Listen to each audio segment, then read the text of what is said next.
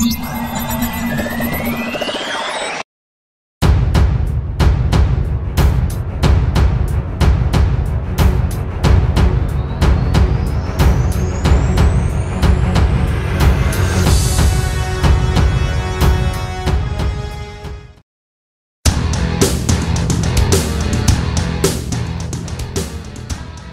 Rusia mau kasih Su-35 gratisan ke Indonesia dibongkar media Korea Selatan. Amerika Serikat (AS) ngamuk karena Indonesia dan Rusia berniat melakukan transaksi penjualan jet tempur Su-35 dengan skema imbal dagang. Pasalnya, jika Su-35 dibeli Indonesia dari Rusia dengan skema imbal dagang, maka mata uang dolar milik AS tak terlibat dalam transaksi besar tersebut. Rusia muncul untuk mencoba menjauh dari melakukan transaksi dalam dolar AS untuk mengurangi eksposur ke AS sanksi. Misalnya, pada tahun 2017, Rusia dan Indonesia mengumumkan kesepakatan 1,1 miliar dolar AS untuk 11 pesawat tempur canggih Su-35.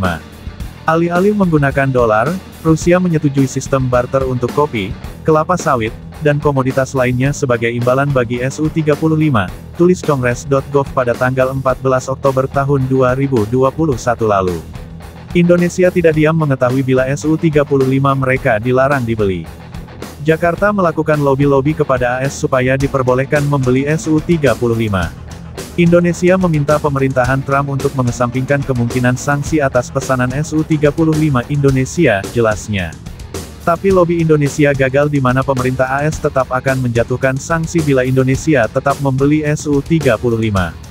Laporan media menyatakan administrasi Trump menolak permintaan tersebut dan Indonesia memutuskan untuk tidak melanjutkan pembelian Su-35, lapor Congress.gov. Dikutip zonajakarta.com dari Reuters, jika rencana Indonesia membeli jet tempur Su-35 Rusia berjalan mulus, pembayaran akan dilakukan dengan 50% komoditas macam kopi, karet, minyak sawit CPO, arang kelapa, bahan baku kosmetik, APD hingga aluminium. Kemudian 50% lagi akan dibayar tunai dengan uang di mana nanti total pembelian mencapai 1,14 miliar dolar AS. Semenjak 2017 nota kesepahaman antara Indonesia dan Rusia soal imbal dagang sudah diteken. Jika tak ada halangan termasuk ancaman sanksi CAATSA, 2019 lalu 2 unit Su-35 harusnya sudah mendarat di Indonesia. Rusia sejak awal telah meminta agar komoditas yang digunakan dalam imbal beli dengan Sukhoi Su-35 ini adalah karet mentah. Proses pembahasan imbal beli bahkan sudah mulai dilakukan sejak tahun 2017 saat Menteri Perdagangan Indonesia dijabat oleh Enggar Tiasto Lukita. Namun, Indonesia tegas menolak permintaan Rusia tersebut. Enggar menjelaskan bahwa bukan tanpa alasan ia menolak permintaan Rusia yang menginginkan karet mentah. Semula mereka harapkan karet saja, tapi kami minta tidak itu saja, ucap Enggar dikutip zonajakarta.com dari Antara. Enggar ingin imbal beli ini seimbang dan sama-sama memberi keuntungan baik untuk Rusia dan Indonesia. Kami menyampaikan pada Rostek perusahaan Rusia yang ditunjuk untuk mengurus teknis imbal beli komoditi dan produk yang diekspor punya nilai tambah. Kami sama dengan Rusia, Anda jual pesawat ada added value. Kami juga jual sesuatu yang ada added value, jelas Enggar. Indonesia tidak akan mengekspor karet mentah karena ini produk mentah tanpa nilai tambah.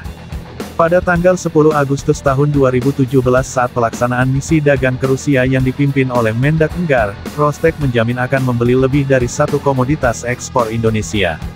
Pilihan Rusia jatuh pada karet olahan dan turunannya, CPO dan turunannya, mesin, kopi dan turunannya, kakao dan turunannya, tekstil, teh, alas kaki, ikan olahan, furnitur, kopra plastik dan turunannya, resin, kertas, rempah-rempah, produk industri pertahanan, dan produk lainnya. Tapi Amerika Serikat yang terus menekan dengan sanksi CAATSA pada akhirnya membuat Indonesia mengurungkan niat membeli Su-35 Rusia.